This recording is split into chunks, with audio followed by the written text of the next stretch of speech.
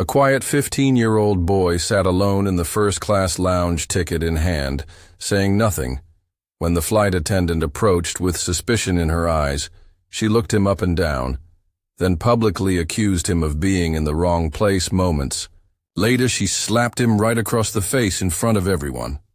What she didn't know, the distinguished man observing from just 3 rows back wasn't just another passenger. He was the boy's father, and he owned the entire airline. Before we get into today's story, make sure to like and subscribe to see more incredible real-life stories of justice being served. Let's dive in. Marcus Jefferson Jr. wasn't used to flying alone. His fingers tapped nervously against his phone screen as he sat in the premium boarding area of Gate 37. Most kids his age would be excited about flying first class, but Marcus just wanted to blend in. He wore simple clothes, clean jeans, a plain black hoodie, and his favorite sneakers his father had always taught him. That real power didn't need to show off. Angela, his father's assistant, sat beside him reviewing documents on her tablet. She had worked for the Jefferson family since Marcus was 7 and had become something like an aunt to him. "You all set?" she asked, glancing at his boarding pass. Marcus nodded without looking up. "Yeah, I got everything." His voice was quiet, steady. He wasn't much for conversation, especially in public spaces. When the gate agent announced boarding for first-class passengers, Angela gathered their carry-ons.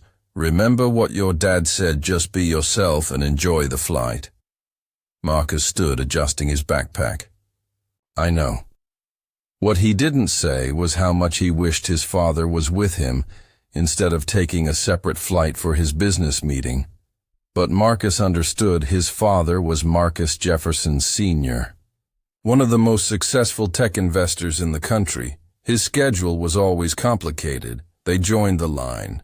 Angela handed their boarding passes to the gate agent, who smiled professionally and waved them through the jet bridge. Was cool, and Marcus could feel the familiar pre-flight jitters, not from fear of flying, but from the awareness of eyes following him. He'd felt it his whole life. The subtle double takes, the questioning glances, the assumptions. He'd learned to live with it. But it never stopped being exhausting. The first-class cabin gleamed with soft lighting and wide leather seats. Marcus slid into his window seat 2A while Angela placed their bags in the overhead compartment.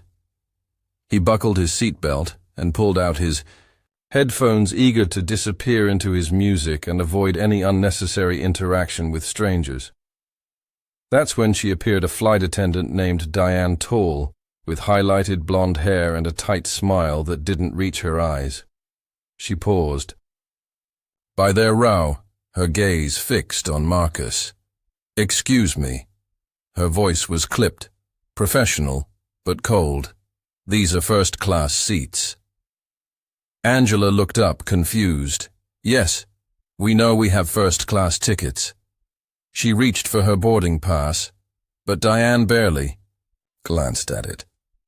"I'm going to need to verify that this young man is supposed to be here." Her emphasis on young man made it clear what she really meant.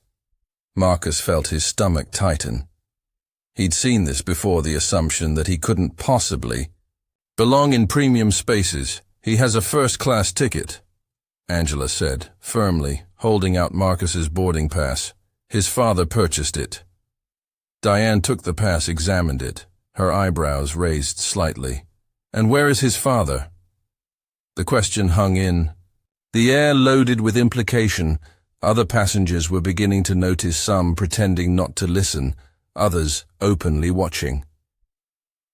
"His father is on another flight," Angela replied, her voice level, but Marcus could hear the tension building. "I'm accompanying him. I have all the necessary documentation." Diane handed the boarding pass back. Her lips pursed. "Well, he seems very young to be in first class.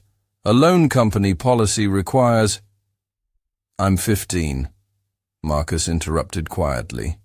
"And I'm not alone." He nodded. Toward Angela, Diane's eyes narrowed. "Young man, I wasn't speaking to you. Her tone sharpened. "And you shouldn't interrupt adults." Marcus felt heat rise in his face, but kept his expression neutral. His father had always taught him never to let them. See, when they got to him, a businessman across the aisle glanced over, then quickly away. A woman in the row ahead turned, slightly pretending to adjust her seat, but clearly listening. No one said anything. "Our tickets are valid," Angela insisted.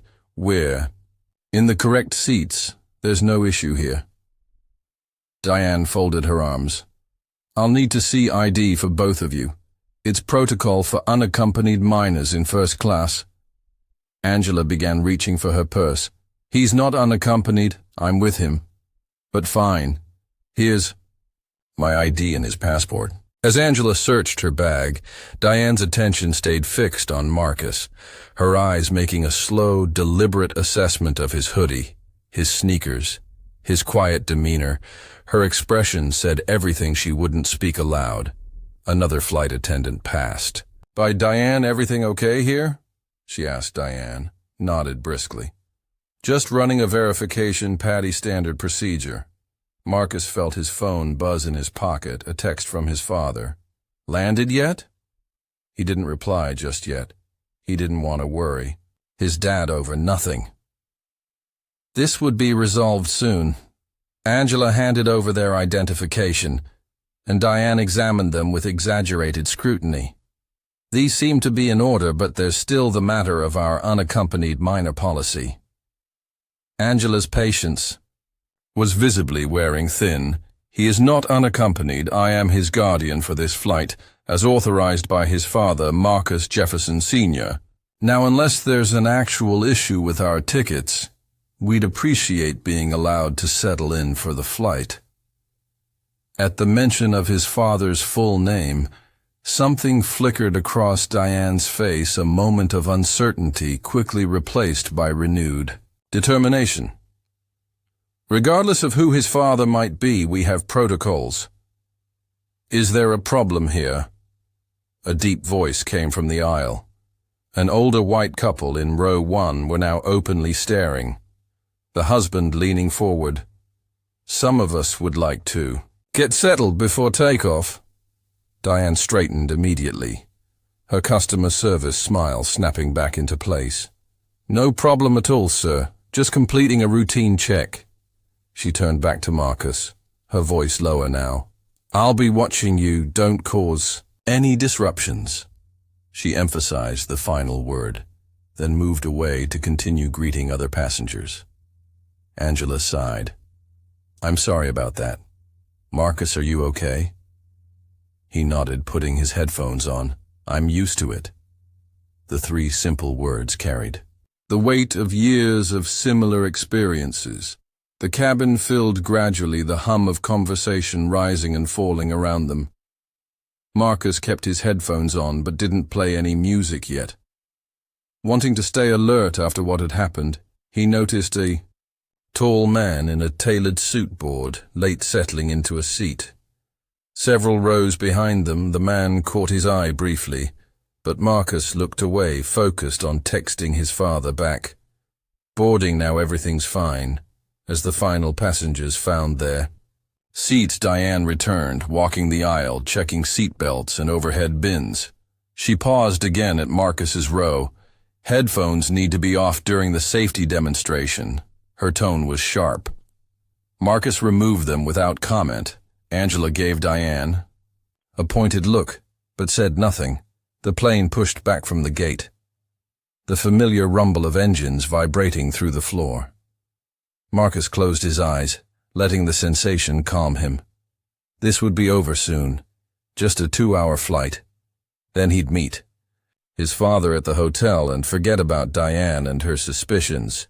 20 minutes into the flight, with the seatbelt sign now off, Marcus unbuckled. Intending to get his book from the overhead bag, Diane immediately appeared beside him. "Seatbelts need to stay fastened," she said loudly, even though other passengers were already moving freely about the cabin. "The sign is off," Marcus said quietly. Pointing up, Diane's face hardened. "I need you to watch your tone, young man. Angela looked up from her tablet.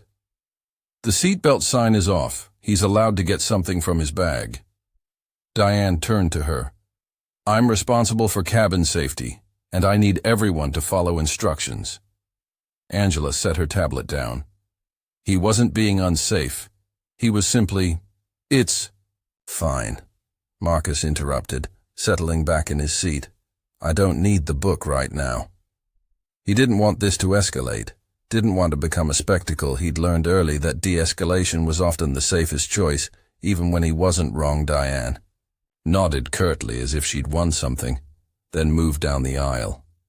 Angela leaned over. You don't have to put up with that, she whispered. Marcus shrugged.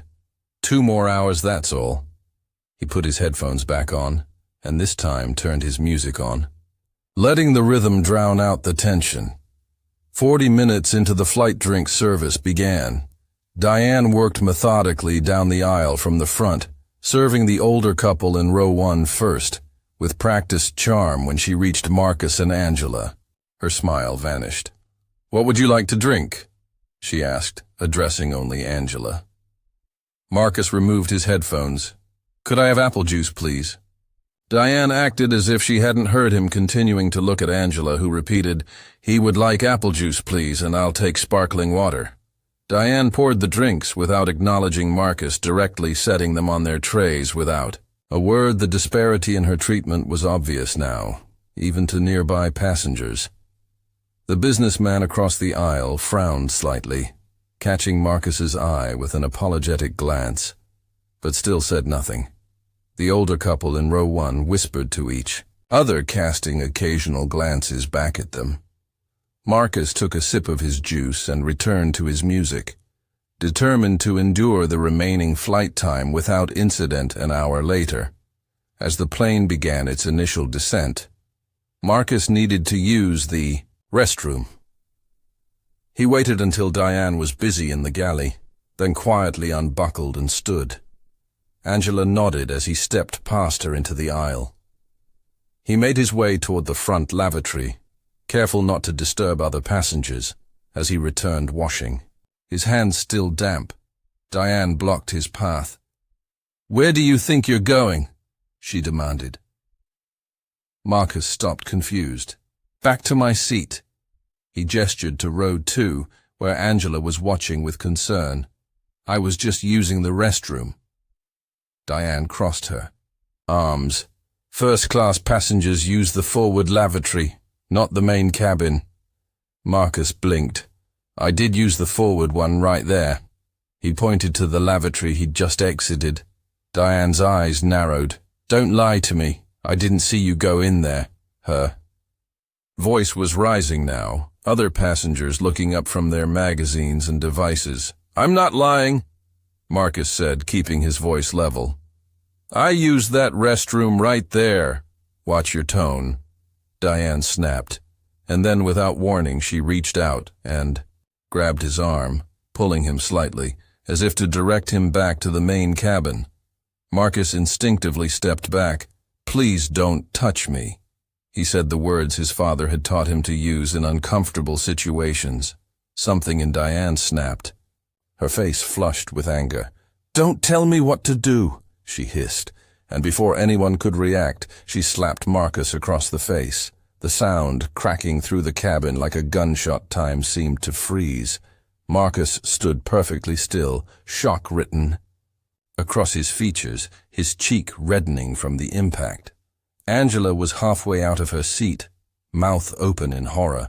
The businessman across the aisle had dropped his magazine. The older couple in row 1 gasped audibly, but no one moved, no one spoke. Then, a deep, authoritative voice cut through the silence. Take your hand off my son now. The man in the tailored suit who had boarded late was standing in the aisle, his presence somehow filling the entire cabin. His face was composed, but his eyes burned. With quiet fury, Diane turned shock, replacing anger, as she realized someone had witnessed her assault. I saw exactly what you were doing, the man said, his voice never rising but carrying unmistakable power. You put your hands on my 15-year-old son without provocation or justification. He moved forward with deliberate steps, passengers drawing back to clear his path. Do you know who I am? Diane's face had lost all color, her hand dropping from Marcus's arm as she took an instinctive step back. I was enforcing, my name is Marcus Jefferson Sr. He said each word precise. Founder of Jefferson Technologies and majority shareholder of this airline. Comprehension dawned on Diane's face, her mouth opening but no sound emerging. You just physically assaulted the son of your employer in front of 24 witnesses. Angela had reached Marcus, now pulling him gently back to their row, checking his face with concerned eyes. He didn't speak, couldn't find words for the swirl of emotions, the shock, the humiliation, and now the strange relief of his father's unexpected presence. Marcus Sr. turned to the lead flight attendant who had appeared at the commotion. I want her removed from duty. Immediately call the captain and inform him there's been an incident of assault against a minor passenger by a crew member. The lead flight attendant nodded quickly. Yes, sir, right away, sir. She guided Diane toward the galley. Diane moving as if in a trance, her career visibly crumbling before everyone's eyes. Marcus Sr. knelt beside his son's seat. Are you all right? He asked softly, checking the red mark on his cheek. Marcus nodded. I'm okay, Dad. He whispered. What are you doing here? I thought you were on the later flight. His father smiled slightly. Wanted to. Surprised you changed my plans but ended up with a seat in the back. Thought I'd reveal myself after landing. Didn't expect to be doing it like this. The captain's voice came over the intercom. Ladies and gentlemen, this is your captain speaking. We've been informed of an incident in the first-class cabin. I want to assure all passengers that the situation is being handled appropriately and that your safety and comfort remain our highest priority. We'll be landing in approximately 20 minutes. Please return to your seats and prepare for descent. A sudden silence fell over the cabin as passengers processed what they'd witnessed. The older woman in row 1 turned around. I want you to know we saw everything, she said to Marcus Sr. What that woman did was completely unprovoked. Your son was perfectly polite. Her husband nodded. We should have said something sooner, we're sorry. The businessman across the aisle leaned forward. I'll give you my contact information, sir. Happy to provide a statement about what I witnessed. Others began to nod or murmur agreement. The collective silence that had enabled the incident was breaking, now replaced by belated solidarity. Marcus Sr. thanked them with dignified composure, then turned back to his son. You handled yourself well, he said quietly. Exactly as we've talked about. Marcus looked down. I tried to stay calm like you always say. His father placed a hand on his shoulder. Sometimes staying calm isn't enough, though, is it? Sometimes the world doesn't let you be invisible, no matter how hard you try. Angela moved to another seat, allowing father and son to sit together. Marcus Sr. buckled in beside his son. You know what happens next, don't you? Marcus nodded. She loses her job. His father's expression was thoughtful. That's only the beginning. What happened today isn't just about one flight attendant with bias. It's about a culture that made her comfortable expressing that bias. The plane began its descent. Marcus looked out the window at the approaching city.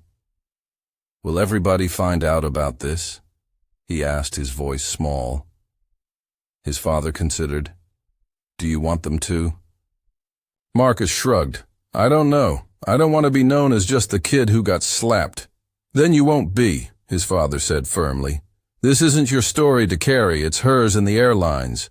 I'm not interested in public attention, I'm interested in meaningful change. He pulled out his phone, typing quickly, which starts the moment we land. When the plane touched down, Marcus Sr. made a call as they taxied to the gate, speaking in low, authoritative tones. "I want security waiting at the gate. I want the crew supervisor. I want HR on video conference in 30 minutes, and I want the footage from the cabin camera secured immediately." He listened briefly. No, this won't wait, and no, this won't be handled quietly. As passengers prepared to disembark, many cast sympathetic glances toward Marcus. Some stopped to offer support or apologies. Marcus nodded silently, uncomfortable with the attention but moved by the belated kindness. The captain emerged from the cockpit, approaching their row. "Mr. Jefferson, I want to personally apologize for what happened today. I've arranged for you to exit first, and there's a private lounge prepared if you'd like to use it." Marcus Sr. stood.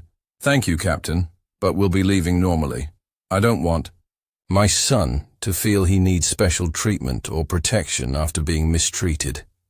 What he needs is to see accountability happening." The captain nodded. "Security has already escorted Ms. Reynolds to the administrative offices. She'll be terminated immediately." "That's a start," Marcus Sr. said. "But I'll be meeting with your executive team this afternoon. We have larger issues to address." He gathered their belongings, handing Marcus his backpack. "Ready?" Marcus nodded, standing taller now. "Yeah, I'm ready." As they walked through the terminal, Marcus noticed his father was recording a voice memo. "Implement implicit bias training for all customer-facing staff. Revise the unaccompanied. Minor policy to remove subjective enforcement. Create anonymous passenger reporting system for discriminatory treatment. Establish diversity task force for policy review with external auditing." He paused, looking at Marcus. "Anything you want to add?" Marcus thought for a moment. "Maybe something for the other passengers too? They all saw what happened, but nobody said anything until you stood up." His father nodded, adding to his list. "Develop bystander intervention training materials for in-flight safety videos addressing discrimination alongside other safety concerns." When they reached the airport exit, Marcus stopped. "Dad?" His father turned. "Yes?" Marcus hesitated. "Thanks for being there, but I kind of wish I could have handled it myself." His father's expression softened with understanding. "You did handle it, Marcus, exactly right. You stayed calm. You were respectful. You asked not to be touched. Those were all the right moves. The problem wasn't you. It was a system that wasn't ready to hear you." He put his arm around his son's shoulders. "Our job isn't just to learn how to navigate a flawed world. It's to remake that world piece by piece, day by day, so that the next kid doesn't have to navigate it at all."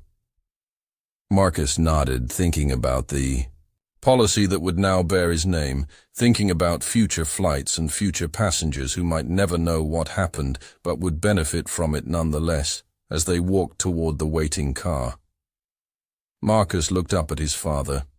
"So were you really going to surprise me, or did you just not want me flying alone?" His father laughed. "Can it be both?" Marcus smiled for the first time since the incident. "Next time, just sit with me from the beginning, okay?" His father squeezed his shoulder. Deal. 3 months later, in a training room at the airline's headquarters, a group of new flight attendants watched a training video about passenger dignity and respect. The instructor paused the video. This policy wasn't created for publicity or damage control. It was created because one family decided that changing the system was more important than punishing an individual. It's named the Jefferson Protocol, and it's now being adopted by 3 other major airlines. One trainee raised her hand. "Is it true that the CEO's son was involved in the incident that started this?" The instructor nodded. "Yes, but that's not the point. The point is that it shouldn't take being related to the CEO to be treated with basic human dignity. Our job is to make sure every passenger, regardless of age, race, appearance, or background, feels they belong in whatever seat they've purchased. That's not just company policy, it's human decency on a different flight crossing the country." Marcus sat in seat 3A, his father beside him. The flight attendant approached with a warm professional smile. "Welcome aboard, Mr. Jefferson," she said, addressing Marcus directly. "Can I get you anything before takeoff?" Marcus smiled back. "Just water, please, thank you." His father watched the interaction with quiet satisfaction. "Feels different, doesn't it?" he said. After she moved on, Marcus nodded. "Yeah, it does." He looked out the window at the ground crew loading. "The last bags, one flight at a time," he said, echoing his father's favorite phrase. Marcus Sr. smiled. "Exactly one flight at a time. If this story resonated with you, don't forget to like, subscribe, and share your thoughts in the comments below. How would you have handled this situation? Let us know and we'll see you in the next video.